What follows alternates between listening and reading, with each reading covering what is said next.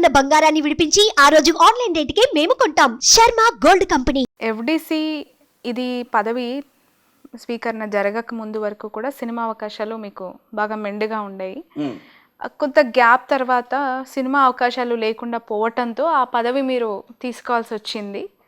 దీన్ని ఇలా కవర్ చేస్తున్నారు అని చెప్పి. ఇప్పుడు సినిమా అవకాశాలకి ఇది మన ఇదేది దాన్ని ఎవరు మన ఎఫ్డీసీ చైర్మన్కి సంబంధం ఏముంది? ఇప్పుడు అవకాశాలు రాక లేదు చెప్తాను. ఇప్పుడు నా అవకాశాలు చాలా చాలా 90% తగ్గిపోయినాయి. నేనే స్వయంగా చెప్తున్నా, మీకు తగ్గిపోయినాయి చెప్తున్నా. అది ఇప్పుడు కాదు, 1 year ముందే తగ్గిపోయినాయి. అర్థమైందా? ఎఫ్డీసీ చైర్మన్ వచ్చినప్పుడు కాదు. ఓకే, ఎఫ్డీసీ చైర్మన్ వచ్చేప్పుడు ఏముంది ఇదడానికి ఇంకా ఎక్కువ వస్తాయి సినిమా కావాలంటే. లేదు, అంత ముందే తగ్గిపోయినాయి. ఎందుకు తగ్గిపోయినాయి అంటే వైసీపీ అధికారం చేపట్టిన తర్వాత తగ్గిపోయాయి. వైసీపీ అతను జగన్మోహన్ రెడ్డి గారు ముఖ్యమంత్రి అయిన తర్వాత ఎవరెవరైతే అకారణంగా జగన్మోహన్ రెడ్డి గారు విమర్శిస్తున్నారో వాళ్ళకి నేను సమాధానం చెప్తూ వాళ్ళ తప్పులను ఎత్తి చూపుతూ ఉన్న తరుణంలో తగ్గిపోయిన సినిమాలు తగ్గిపోయినాయి. గ్యారెంటీ 90% తగ్గిపోయినాయి. దానివల్ల నేను ఇంత కూడా ఒక్క వెంట్రుక కూడా ఊడి కింద పడదు. ఎందుకు చెప్పంటావా? అప్పటికే నేను వచ్చి 37 ఏళ్ళు. లెక్చరర్ అయితే రిటైర్ అయిపోయాడు ఇప్పటికి 60 ఏళ్ళకి. రిటైర్మెంట్ కదా 58 ఏళ్ళకి రిటైర్మెంట్. లెక్చరర్స్ అప్పర్ క్యాస్ట్ కదా, కమ్మోడిని 58 ఏళ్ళే ఉంటాయి కదా లెక్చర్ అయిపోయేది గవర్నమెంట్ జాబ్ వస్తే. అప్పటి నుంచి ఇంట్లో నేను మావిడ చుట్టుపక్కల వాకింగ్ తిరుగుతూ ఇంట్లో కూర్చోవాల్సిందే. ఈ 37 ఏళ్ళు దాటి ఇండస్ట్రీ నన్ను ఎంతలాగా నాకు అవకాశం ఇచ్చిందంటే చెప్పాక 4 innings క్రికెట్గా 2 innings ఉంటాయి. అందిచ్చాడు, అంత డబ్బు ఇచ్చాడు, సౌకర్యం ఇచ్చాడు, విలాసవంతమైన జీవితాన్ని ఇచ్చాడు, మంచి ఆరోగ్యాన్ని ఇచ్చాడు, బుద్ధిగా ఉండండి అన్నాడు. అంత సంపాదించుకున్నాను, హ్యాపీగా ఉన్నా. సినిమాలు తగ్గినాయి, ఏం పోతాయి? 4 రూపాయలు తగ్గుతాయి. సో ఇలా మీకు మీరు కన్విన్స్ అయ్యి నథింగ్ అని అనుకున్న వాళ్ళు కొంతమంది ఉన్నారు. చెప్పండి. ఇప్పుడు పృథ్వీ గారు ఉన్నారు, ఇంకా కొంతమంది సినిమా రంగానికి సంబంధించి పనిచేసి ఏం పదవులు రాలేదని బాహాటంగా. మొన్న నేను పృథ్వీ గారిని ఇంటర్వ్యూ చేస్తూ అందరికీ న్యాయం జరిగింది అనుకుంటున్నారా వైసీపీలో? పోసాని గారికి, ఆలీ గారికి పదవి వచ్చింది, మీ పదవి ఇలా మధ్యలోనే ఇబ్బందితో మీరు బయటికి రావాల్సింది. వాళ్ళ గురించి మాట్లాడడం అనవసరం అని చెప్పి ఆయన మాట్లాడి ఇష్టపడలేదు మీ గురించి. అవ్వచ్చు, తప్పే ఉంది, తప్పే ఉంది కదా. నా గురించి పోసాని గురించి ఇష్టపడటం నాకు ఇష్టం లేదని అనుకో, మాట్లాడటం తప్పే ఉంది, ఆయన ఇష్టం అది. ఒకటి చెప్తా విను. ఇప్పుడు నేను ఈ పరిణామ క్రమంలో తగ్గినాయా పెరిగినాయా పక్కన పెట్టి అదే మీకు మార్గం అనుకుంటే, ఎందుకు మీకు తగ్గిపోయింది? మీరు ఇండస్ట్రీలో కొంతమంది హీరోని విమర్శించారనా, ఇంకోళ్ళు విమర్శించారనా, అందుకు తగ్గిపోయినాయా అని పక్కన పెట్టు. చెప్తా. ఇప్పుడు ఎల్బి శ్రీరామ్ గారు తెలుసుగా, అవును, చాలా మంచోడుగా, మంచి నటుడుగా, ఒకప్పుడు కొన్ని బిజీకి చేశాడుగా, ఎవరు విమర్శించాడుగా. మరి ఎందుకు పెట్టుకోవట్లే ఆయన్ని? అంటే పోసానంటే జగన్ గారి దగ్గర ఉన్నాడు కాబట్టి, వీడు కమ్మాడై ఉండి కూడా రెడ్డి దగ్గరికి వెళ్ళాడు కాబట్టి వీడు మనం విమర్శిస్తాడా? తీసేయండి రా వీడిని. తీసేశారు. మీరు చెప్పినట్టుగా విందాం. అన్నీ లేవు, ఖాళీగా ఉన్నా. నా వెంట్రుకని కూడా మళ్ళీ మళ్ళీ చెప్తున్నా, దేవుడు నాకు అన్నీ ఇచ్చాడని చెబుతున్నా. అయిపోయింది కదా. సరే, నేను దుర్మార్గుణ్ణి, నేనంటే ఇష్టం లేదు. ఎల్బి శ్రీరామ్ అంటే ఎందుకు ఇష్టం లేదు? ఉత్తముడిగా, ఒక్క మాట మాట్లాడగా, వేషాలు ఇవ్వచ్చుగా. ఒక్కో సినిమాలు కనీసం 5-6 రోజుల్లో వేషాన్ని ఇవ్వచ్చుగా.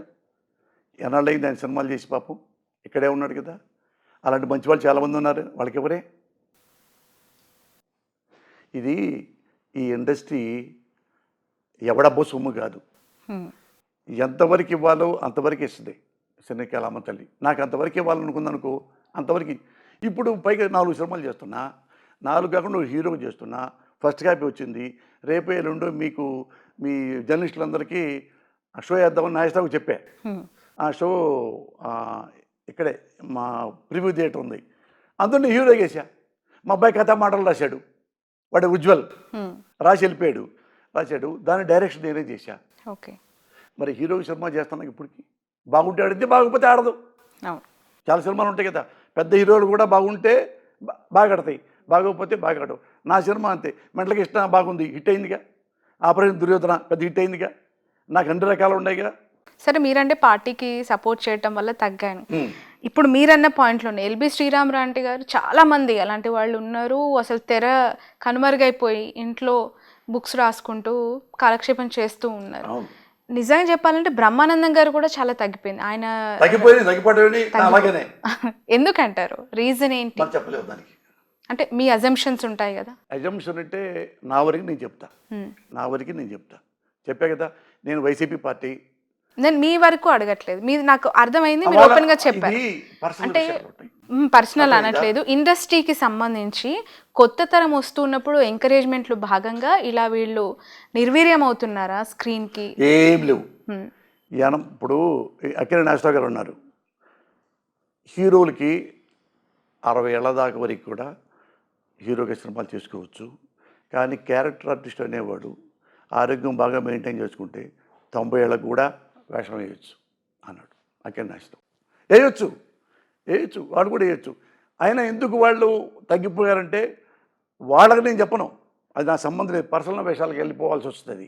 అందుకు నా విషయం అయితే నేను చెప్తా. నేను జగన్ పార్టీలో ఉన్నాను, జగన్కు ఫేవర్గా ఉంటాను, వాళ్ళని విమర్శిస్తాను. తగ్గిపోయినాయి, దానివల్ల తగ్గినాయి. రేపు నుంచి అసలు ఒక్కడు కూడా లేదనుకో, డోంట్ వర్రీ. నాకు మనస్ఫూర్తిగా నాకు ఈ అయ్యో సినిమాలు పోయినాయి ఏ అని గొడుగులు ఇంటూ కూర్చునే మనిషిని కాదు నేను.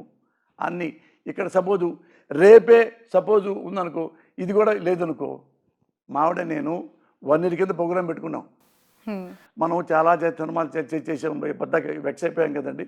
మనం టూర్కి వెళ్దాం పెట్టుకుందాం అనుకున్నాం. ఇండియా మొత్తం తిరిగాం.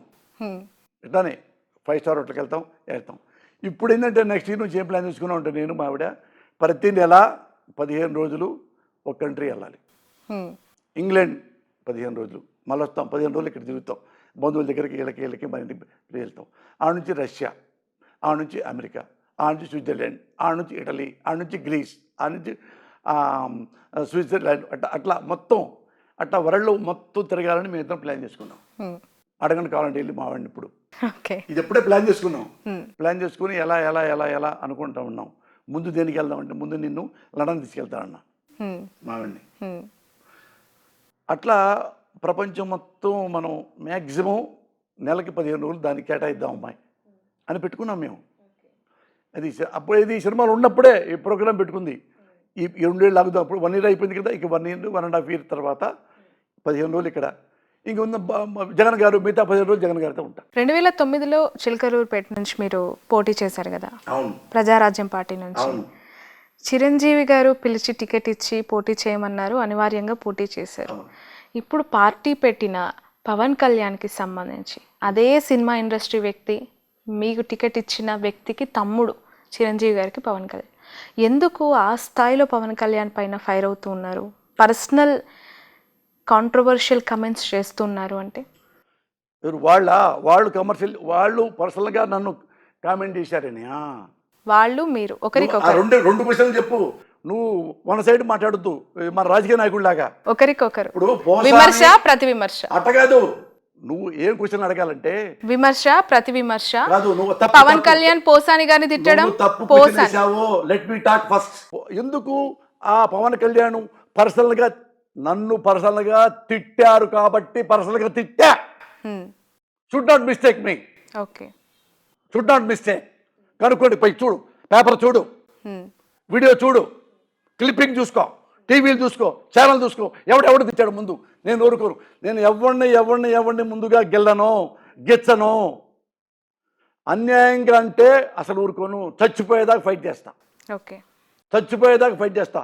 ఆడెవ్వడైనా సరే, వాడు బాబైనా సరే, నా గురించి తప్పుగా మాట్లాడితే, నా కుటుంబం తప్పుగా మాట్లాడితే ఇదే తప్పు.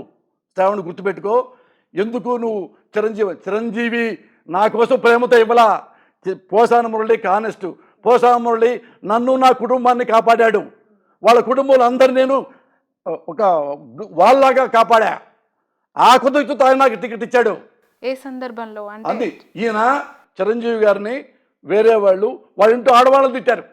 ఓకే, తులసి గారు ఇప్పుడు గొడవ అయింది. అప్పుడు నేను చిరంజీవి గారు నాకు ఫోన్ చేశారు కన్నీళ్లతో. బస్సులో ట్రావెల్ చేస్తూ ఉండగా ఓకే. ఈ ఎలక్షన్ అప్పుడు అంటే ఏంటి మురళి నన్ను తిట్టమను, అంతేగాని ఎందుకు నా ఇంట్లో ఆడవాళ్ళని ఎందుకే తిడతారు అని కన్నీళ్ళు పెట్టుకుని మాట్లాడుతుంటే, అన్నా నువ్వు అట్లా మాట్లాడు మాకు, ఎందుకంటే నేను ఆయన దగ్గర బాగుంటా క్లోజ్గా, రాజకీయాలు నా సంబంధం లేదు అప్పుడు. అయితే ఆయన అన్న నా బాధ్యత ఇక్కడ నుంచి నోరు మూపిస్తాను అని. అప్పుడు తర్వాత నేను ఎవడరా మాట్లాడింది చిరంజీవి గారి గురించి మాట్లాడండి, చిరంజీవి గారు అసమర్థుడా కాదా, అసమర్థుడు అని చెబుతాం. అదే గెలుస్తాడా గెలుస్తాడని మేము అంటాం, గెలవడం నువ్వు అంటావు, అవి మాట్లాడండి. అంత ఇంతో ఆడవాళ్ళ గురించి డీమోరల్ చేస్తారంటారు ఎదవల్లారా అని నేను వాళ్ళని తిడితే, అప్పటి నుంచి చిరంజీవి గారి ఇంట్లో ఆడవాళ్ళమని ఎవ్వరూ నోరెత్తలా ఇంతవరకు. అది ఆయన చిరంజీవి గారు పెగ్గేసుకుంటా ఇక్కడ గుండె మీద చేయబెట్టుకొని, ఇక్కడ ఉన్నాడు రా పోస్తాను నాకు, ఇక్కడ ఉన్నాడు రా పోస్తాను నాకు అన్నాడు. వాళ్ళ తమ్ముడు నాగబాబు లేడా, వాళ్ళ తమ్ముడు పవన్ కళ్యాణ్ లేడా, వాళ్ళ బంధువులు లేరా, మేనల్లుళ్ళు లేరా, వాళ్ళందరూ కూర్చోబెట్టి నన్ను ఇలా అంటున్నారా వీళ్ళు అనలేదే. నన్ను ఎందుకు అడిగాడు చెప్పు, నన్ను ఎందుకు అడిగాడు, నన్నే ఎందుకు అడిగాడు? ఇంత పెద్ద సినిమా ఇండస్ట్రీలో నా మీద నమ్మకం, డెడికేషన్తో ఉంటాడని. వాళ్ళ తమ్ముడు పిలవచ్చుగా, అరే తమ్ముడు వదిన అన్నారు, వాటి ఆడపిల్లని అన్నారు, వాడి సంగతి తెలుసు అన్నాడా?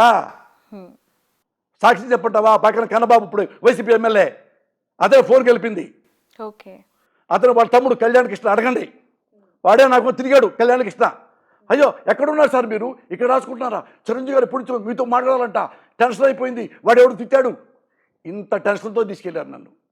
నేను పిచ్చినా కొడుకును కదా, అయ్యో ఒక ఆడవాళ్ళని అన్యాయంగా అన్నాడా, పైగా చిరంజీవి గారి కుటుంబాన్ని ఎందుకు అని ఆ నోరు మూపించా, అది వేరే మ్యాటర్. అయినా వాళ్ళు నన్ను చంపుతాం కొడతాం అన్నారు. నేనన్నాను, వాళ్ళు ఎవరు చెప్పారు ఇట్లా మధ్య చంపు నేను ఇది చేస్తా ఉంటే, ఒరే ఓ పని చేయమను, చంపితే పోసాన కృష్ణమురళిని పర్ఫెక్ట్గా చంపేయమను, పొరపాటు కొనుపుడితో బతికామనుకో వాడి ఫ్యామిలీ మొత్తం నేను చంపాల్సి వస్తారా, అట్టున్నాగా జైలుకి వెళ్ళాల్సి వస్తుంది అని కూడా చెప్పా. అది కూడా వాళ్ళకి తెలుసు, చిరంజీవి గారికి కూడా తెలుసు. మరి అదే చిరంజీవి మళ్ళీ బయటకు వచ్చిన తర్వాత పోసాని నా గుండెల్లో ఉన్నాడని నాకు తెలియకుండా ఆయనే అనౌన్స్ చేశాడు.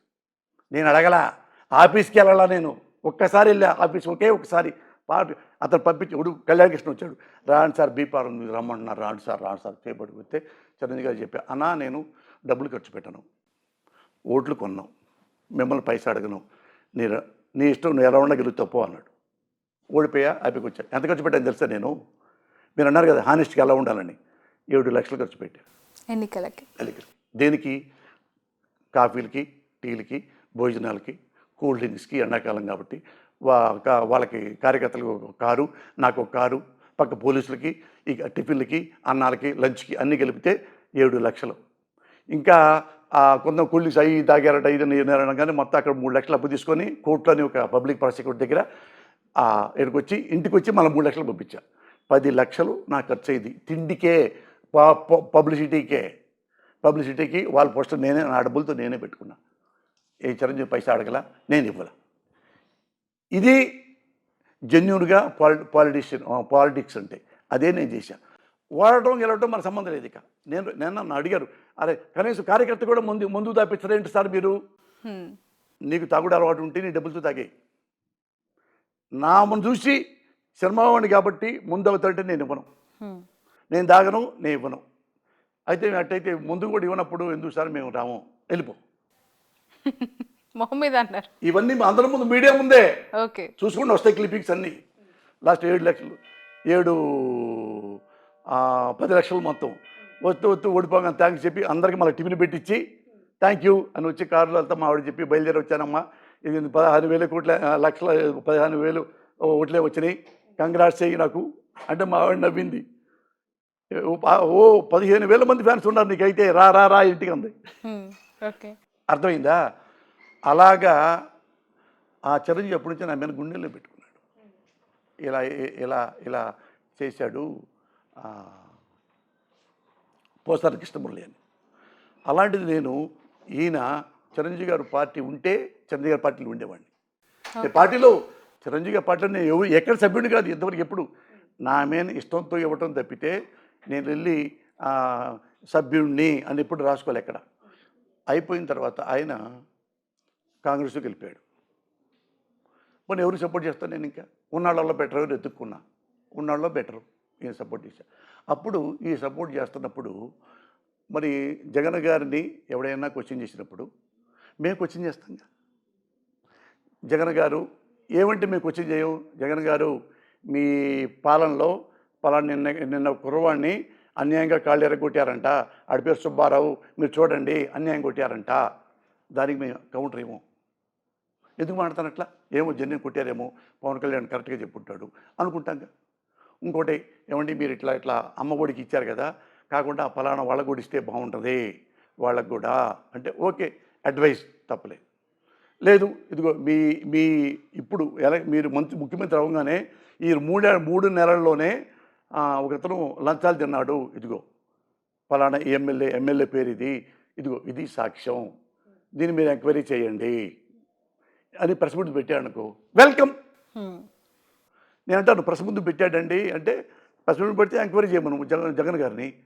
అది ఎస్ అంటే తీసేయమను అతన్ని పార్టీలోంచి. నువ్వు అనుకో పవన్ కళ్యాణ్ చెప్పను, నువ్వు పవన్ కళ్యాణ్ గారు పొరపాటు అది ఇతను తినలేదంట అని నువ్వు చూపించు. ఇది సభ్యత, ఇది సరైన రాజకీయం.